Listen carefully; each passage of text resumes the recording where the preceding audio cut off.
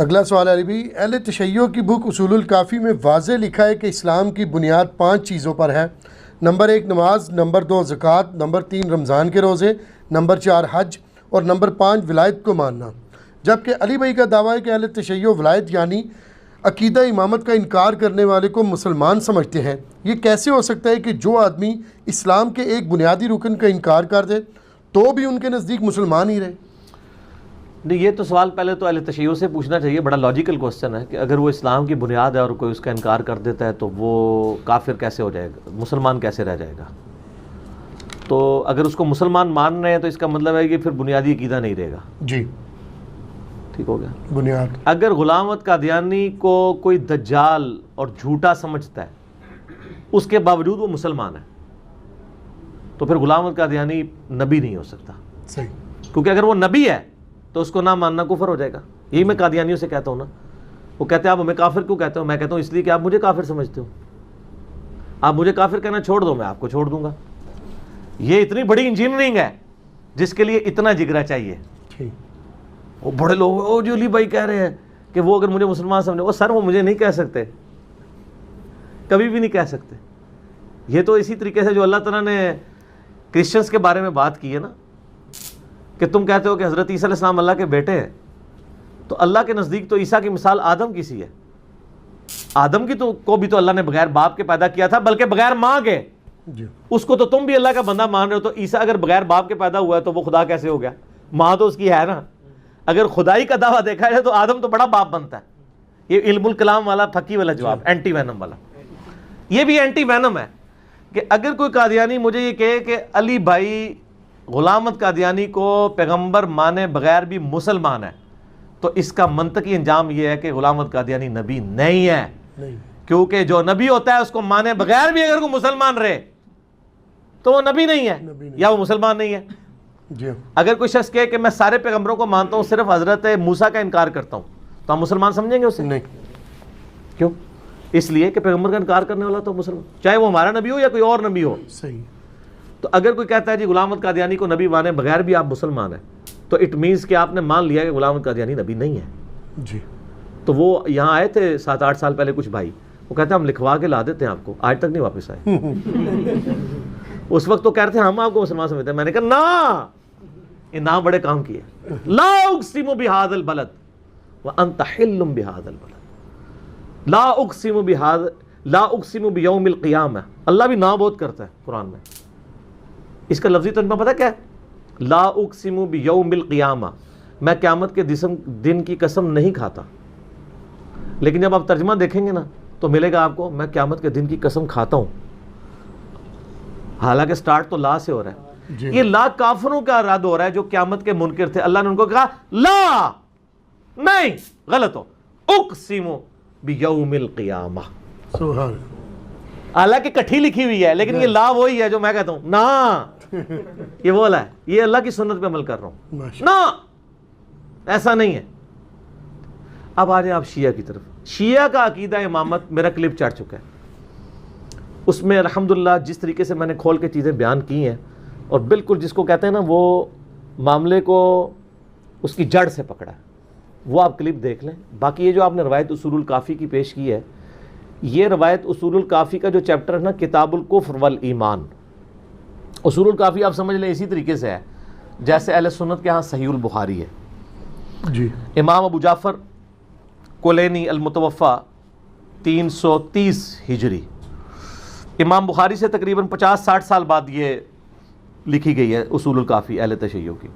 اس میں جو کتاب الکفر والایمان چیپٹر ہے نا اس میں یہ موجود ہے. پہلے یہ حدیث آتی ہے کہ ایمان کی بنیاد 5 چیزوں کے اوپر ہے. کلمہ شہادت لا الہ الا اللہ محمد رسول اللہ. علی ولی اللہ کو نہیں سر لکھا ہوا اصول الکافی میں. ٹھیک ہو گیا. یہی کلمہ لکھا ہے لا الہ الا اللہ محمد رسول اللہ. اس کے بعد 5 نمازیں، پھر رمضان کے روزے، حج، وہاں پہ بھی ولایت لکھا ہوا ہے. یہاں پہ بھی اسلام کی بنیاد میں انہوں نے لکھا ہے 5 نمازیں، زکوٰۃ، رمضان کے روزے، حج اور 5واں ولایت. اب جو غالب ہیں نا وہ اس کو بنیاد بنا کر نا کہتے ہیں کہ جی اس سے ثابت ہوا کہ جو ولایت کو نہیں مانتا وہ تو کافر ہے. اچھا، اور وہ کہتے ہیں یہ حدیث اس چیز کا ثبوت ہے. جبکہ اس حدیث کے آگے بھی کچھ لکھا ہوا ہے، وہ نہیں پڑھتے، وہ ان کے خلاف لکھا ہوا ہے۔ وہ سوال کرنے والا پوچھتا ہے کہ اگر کوئی ولایت کو نہ مانے اور باقی 4 چیزوں کو مان لے تو کیا مسلمان ہوگا؟ تو کیا وہ جنت میں چلا جائے گا؟ تو وہ امام جواب دیتے ہیں کہ وہ اللہ تعالیٰ کی رحمت سے جنت میں داخل ہو جائے گا، یعنی اس کے اندر یہ جو کمزوری ہے نا، اس کی کمپنسیشن اللہ کی رحمت سے ہوگی۔ یہ جو غالی شیعہ ہیں نا، یہ والا پورشن نکال دیتے ہیں، کیونکہ اس سے تو ولایت کو نہ ماننے والا بھی جنت میں ہونا ثابت ہو جائے گا۔ اور جو صحیح جو ہے علمی شیعہ ہیں، وہ اسی کی بنیاد پہ کہتے ہیں کہ اہل سنت کی تکفیر نہیں بنتی ہے، ولایت ایسا عقیدہ نہیں ہے جس کا انکار کرنے سے کوئی شخص دار اسلام سے نکل جائے۔ تو سر اس کا لازمی نتیجہ ہے کہ پھر ولایت بنیادی عقیدہ بھی نہیں ہے۔ ٹھیک ہو گیا۔ اور یہ معاملہ ان کا اس وقت تو ضرور چلتا تھا جب ان کے پاس زندہ حالت میں کوئی نہ کوئی یعنی سکسیسر وہ جس کو کہتے ہیں موجود تھا، لیکن جب سکسیسر ختم ہو گئے اور 30 صدی ہجری میں امام محمد مہدی کے بارے میں انہوں نے یہ عقیدہ کلیم کیا کہ وہ تو غیابت میں چلے گئے ہیں اور غار میں وہ جا کے چھپ گئے ہیں اور وہ جا کے قرب قیامت میں نکلیں گے، تو پریکٹیکلی تو اب ایسے امام کا مجھے کیا فائدہ جو پچھلے آلموسٹ 1100 سال سے غار میں چھپا بیٹھا ہے، اور کس غار میں ہے، کیسے میں کانٹیکٹ کروں، نہ میں اسے واٹس ایپ کر سکتا ہوں، نہ میں اس کے ساتھ کوئی وائس میسیجنگ کر کے اس سے موجودہ زندگی کے حالات پوچھ سکتا ہوں۔ وہ کہتے ہیں نہیں، اصل میں علماء جو ہے نا، وہ ان کی میٹنگ جو ہے نا وہ حالات حاضرہ کے مطابق اجتہاد کرے گی۔ سر یہی اصل دین ہے، یہی دین ہے۔ ختم نبوت نبی الاسلام کے بعد ہو چکی ہے۔ آپ علیہ السلام کے بعد کسی شخص کے اوپر کوئی وحی نازل نہیں ہوگی، کسی کا کوئی ڈیوائن ریلیشن نہیں اللہ کے ساتھ ہوگا، نہ کسی صحابی کا، نہ کسی تابعی کا، نہ کسی بزرگ کا، چاہے خلفائے راشدین ہی کیوں نہ ہو۔ اس لیے خلفائے راشدین کے کئی ڈیسیژنز ہیں جن سے باقی صحاب نے اختلاف کیا اور ان کو بیک فٹ پہ جانا پڑا ہے۔ اگر خلیفہ راشد بھی ڈیوائن ہوتا تو وہ غلطیاں تو نہ کرتا نا۔ کئی مثالیں میں نے مسئلہ نمبر 197 میں دی ہیں، حضرت عمر فاروق رضی اللہ عنہ کے حوالے سے، حضرت عثمان کے حوالے سے، وہ آپ میرا لیکچر دیکھ لیں۔ تو یہ بنیادی عقیدہ نہیں ہے اور نہ اس کی وجہ سے کوئی خارج ہوتا ہے۔ باقی جو عام اہل تشیع ہیں ان کو ایجوکیٹ کرنا چاہیے کہ آپ کی کتابوں میں تو یہ کچھ لکھا ہے، آپ کے بزرگ آپ کو کچھ اور کہانیاں کروا رہے ہیں۔ اس میں لکھا ہوا ہے کہ جو ولایت کو نہ بھی مانے اللہ کی رحمت سے وہ جنت میں داخل ہو جائے گا۔ اللہ کی رحمت سے وہی جنت میں داخل ہوگا جو کسی اسلام کے بنیادی عقیدے کا انکار نہ کرتا ہو۔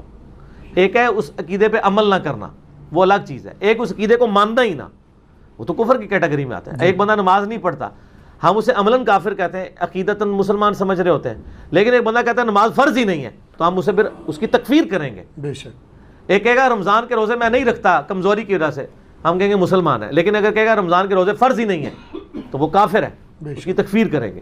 ایک بندہ کہتا ہے میں حج نہیں کرنا چاہتا، پیسے بچانا چاہتا ہوں، کمزور ہوں، کاروبار کا مسئلہ ہے، ہم اسے کمزوری ایمان کا شکار مسلمان کہیں گے۔ لیکن ایک بندہ کہتا ہے حج فرض ہی کوئی نہیں ہے، یہ سارا یہ پیسے کا ضیاع ہے، نعوذ باللہ، تو وہ کافر ہے، اس کی تکفیر کریں گے۔